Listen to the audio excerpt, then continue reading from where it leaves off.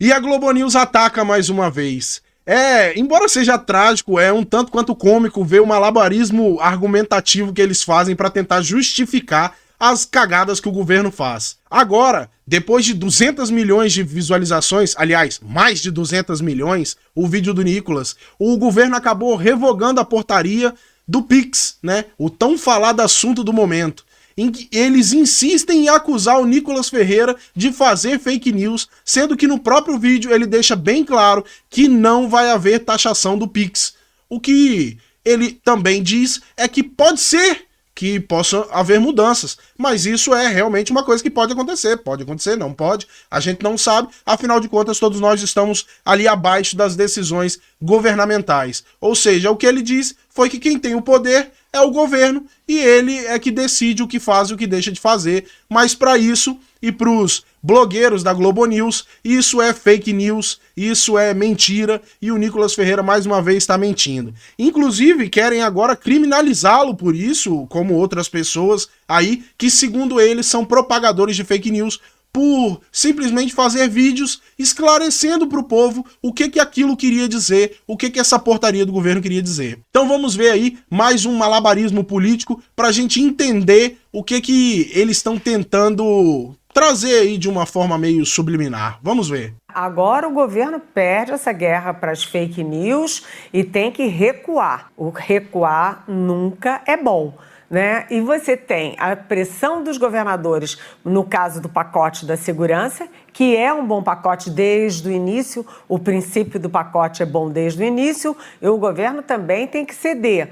Agora, os governadores, em vez de aplaudir e sentir alívio com a renegociação da dívida dos estados, que os estados é que contraem as dívidas, né, esses governadores já estão pressionando também. Será que o governo vai ficar recuando a cada pressão?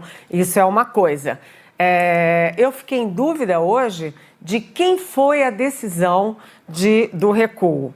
Se a decisão foi uma decisão política ou se tem a ver com a decisão econômica. Mas é claro... É difícil dizer quem ganhou ou perdeu, mas eu liguei para o ministro Fernando Haddad, aliás, ele estava exatamente assinando a nova medida provisória, ou seja, a medida provisória já está assinada, essa medida que deixa claro que não tem taxação sobre o Pix, né? Ele estava assinando e aí ele me deu uma frase que eu achei decisiva, né? A frase do Haddad é: tiramos a arma da mão do inimigo. Ou seja, eles viram que a medida provisória, aí a questão de informação à Receita sobre pessoa física, movimentação de pessoa... Mas espera aí, um rápido comentário aqui. Quer dizer, então, que a portaria que o governo ia implantar, né, chegou a implantar, era uma arma na mão dos opositores? Mas se estava tudo certo, se não tinha problema nenhum e não iria prejudicar o povo, por que eles consideram como uma arma? Eu não entendi essa parte. Física até R$5.000, de pessoa jurídica até R$15.000, que era um processo, vamos dizer, administrativo, né, burocrático, né, que isso virou uma arma na mão da oposição e que a previsão era de que haveria uma guerra no Congresso e uma guerra difícil de você ganhar num Congresso que tem sido hostil, com um Congresso com uma maioria de oposição, tudo tem que ser negociado, emenda, então era mais, vamos dizer assim, prudente recuar. Lembrando, pessoal, que o Lula, isso é novo para o Lula, porque ele nunca assumiu um governo onde ele não tivesse o Congresso como aliado. E o Bolsonaro passou por isso quando assumiu a presidência. Por quê? Ele assumiu a presidência como presidente efetivo. Desculpa. Só que a maioria do Congresso era oposição, ou seja, o cara não conseguia fazer nada. O cara não conseguia passar os projetos, as ideias que ele tinha ali para frente, porque tudo tinha que ser negociado. E o acusaram disso, de fazer acordos com o Centrão, e inclusive muita gente da direita acusou e bateu ali nessa tecla com o Bolsonaro por ele estar se vendendo ao Centrão, se vendendo as pessoas que ele tanto criticou. Mas o que ele podia fazer se ele precisava aprovar os projetos, se ele precisava passar coisas para beneficiar o povo? Como que ele ia fazer se ele depende do Congresso? E agora o Lula está sentindo na pele o que é tentar governar uma nação, um país, sem ter a base aliada ali, a maioria, para ajudá-lo, né, nessa empreitada. Aí o Haddad, inclusive, lembra o seguinte, né? Olha só, o Donald Trump, quando foi... Rapidamente, eu vou deixar a tela dela grande para que vocês vejam o desdém que ela vai falar do Nicolas Ferreira. Vejam isso, eu vou deixar aqui grande, mas eu tô aqui com vocês. Foi eleito agora, ele teve 5 milhões de visualizações. E o Olha a cara dela. Nicolas Ferreira, de Minas Gerais, do PL de Minas Gerais, conseguiu mais de 150 milhões de visualizações ao insistir nessa história de taxação, de PIX, enfim, desqualificar.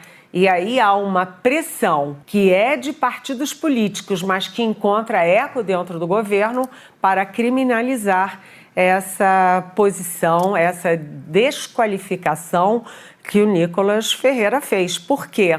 Porque você desacreditar, né, atacar medidas públicas é crime. Olha a conversa fiada disso. E logo depois de todo esse malabarismo aí para tentar justificar ou ludibriar o povo, não sei o que ela queria, vem a fala do ministro Fernando Haddad e corroborando com o que ela disse, que a gente já vai explicar. Vejam isso. Uma medida provisória que reforça os princípios tanto da não oneração, da gratuidade do uso do PIX, quanto de todas as cláusulas de sigilo bancário em torno do PIX, que foram dois objetos de exploração por parte dessas pessoas que estão, na nossa opinião, cometendo um crime, porque quando você desacredita um instrumento público, você está cometendo um crime.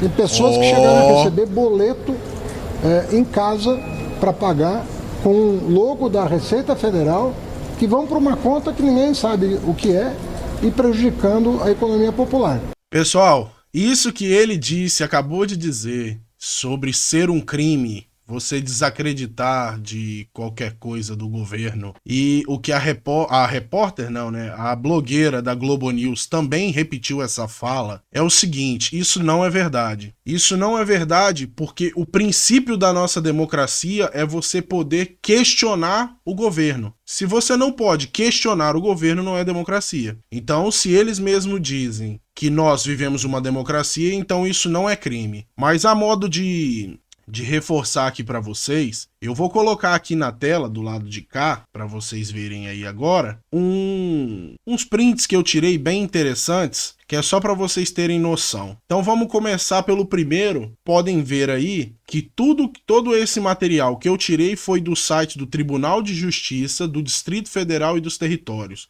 É o site oficial do governo.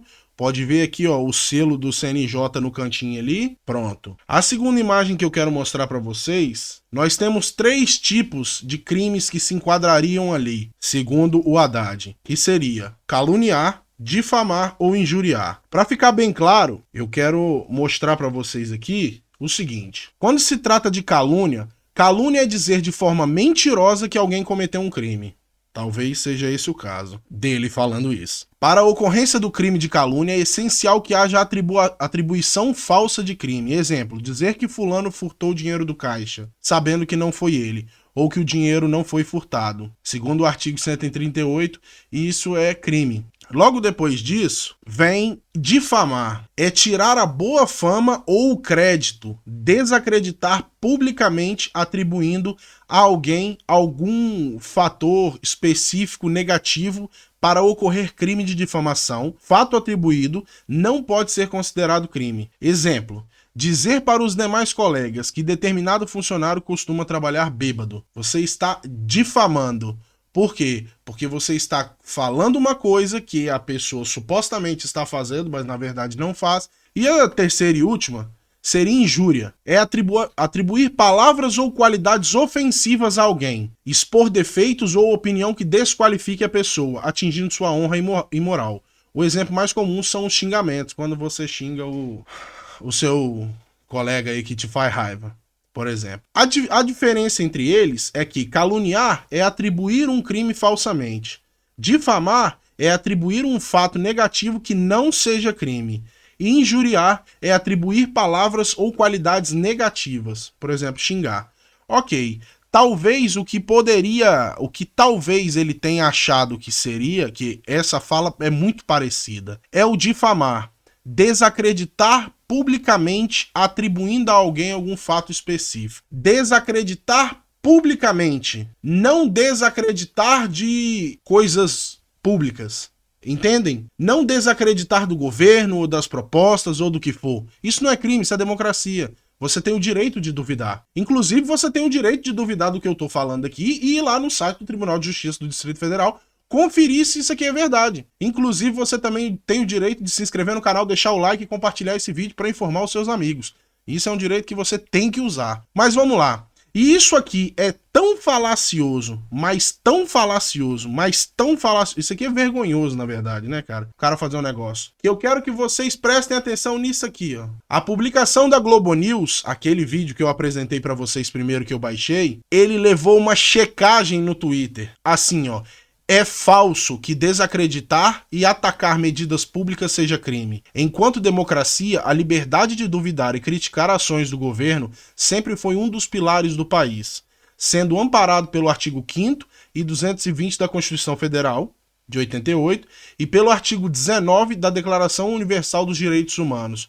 Ou seja, Globo News e o ministro aí parece que estão meio enrolados aí na situação das fake news. Eu acho que eles estão tão atordoados com essa parada de fake news que eles estão ficando malucos já. Mas para fechar aqui com vocês, pessoal, eu deixo vocês aqui com um vídeo que o Nicolas Ferreira publicou recentemente, falando exatamente sobre essa derrubada aí das medidas e mandando uma palavra aí para o povo brasileiro. Vejam isso. Passando para avisar que você, trabalhador brasileiro, pode voltar a usar o Pix sem a lupa do governo. O PT tentou monitorar o seu dinheiro, principalmente do mais pobre, mas o povo se uniu na rede social e derrubamos a decisão. Apenas com um fundo preto e nenhum dinheiro público, lutamos contra todos os ataques de uma imprensa comprada e um governo que gasta milhões do seu dinheiro com marketing. Nunca subestime o poder de um vídeo, de um discurso ou de uma fala. O seu posicionamento importa e muito. Eu estou feliz por ter ajudado 220 milhões de brasileiros com um vídeo que ultrapassa 220 milhões de visualizações. Dia 15 de janeiro é um dia histórico para o Brasil. O dia que o Lula tentou parar o Brasil, mas o Brasil, por enquanto, parou o Lula. É isso aí, pessoal. Um grande abraço, até o próximo vídeo. Fiquem com Deus e tchau!